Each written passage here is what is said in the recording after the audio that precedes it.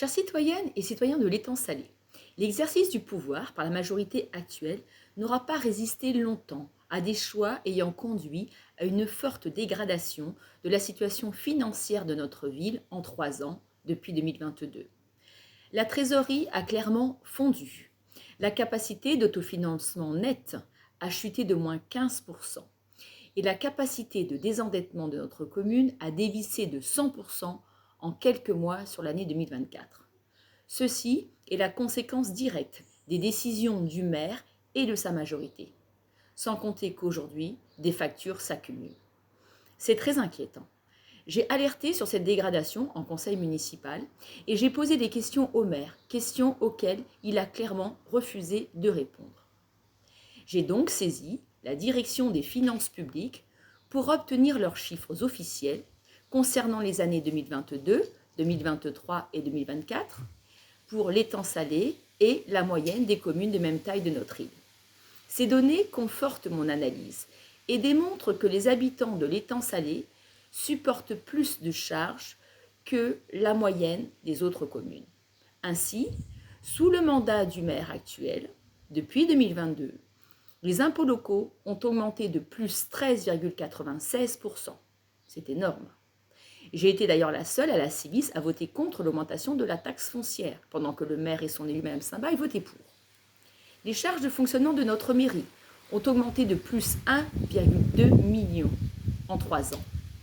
Les charges de personnel ont augmenté, elles, de plus 1,8 million d'euros, soit plus 11,60%, avec une charge par habitant de l'étang salé supérieure de plus de 21% de la moyenne des autres communes, ce qui est énorme. Les investissements, eux, sont limités, avec des dépenses d'équipement, par exemple, en 2024, par habitant, bien inférieures à la moyenne des autres communes.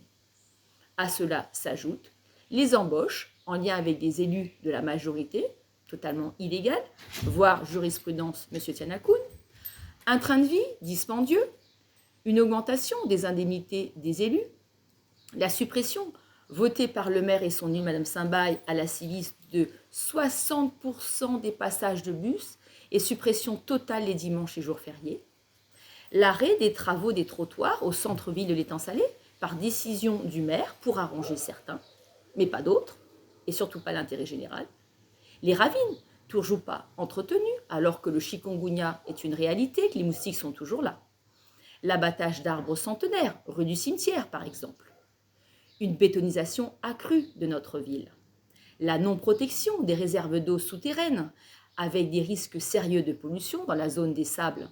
Une étude diligentée par la commune a mis ça en exergue. Toujours pas d'action contre l'érosion galopante côté plage. Une politique de sécurité dépassée qui ne correspond pas aux besoins actuels. Un terrain de rugby, toujours en souffrance. Des subventions préférentielles accordées à certaines associations, sans tenir compte du nombre de licenciés, par exemple, dans le domaine sportif.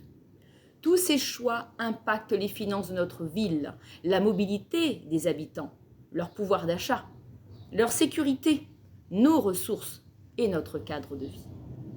Soyez assurés que je poursuis mes engagements de citoyenne, élue depuis 2020, et mes interventions sont basées sur vos préoccupations et nos échanges. Je peux vous assurer de ma détermination à défendre avec conviction, dans l'intérêt des citoyens, dans notre intérêt, à nous, citoyens, la probité, la bonne gestion des fonds publics, nos ressources et notre sécurité, avec du bon sens, mes expériences et mes compétences juridiques. Notre mouvement, l'énergie citoyenne en action, est une véritable dynamique citoyenne qui nous permettra, ensemble, collectivement, d'agir et d'enclencher la gestion intègre, rigoureuse, respectueuse, humaine et durable dont notre ville et ses citoyens, c'est-à-dire nous, avons besoin. Rejoignons-nous. 2026, c'est demain.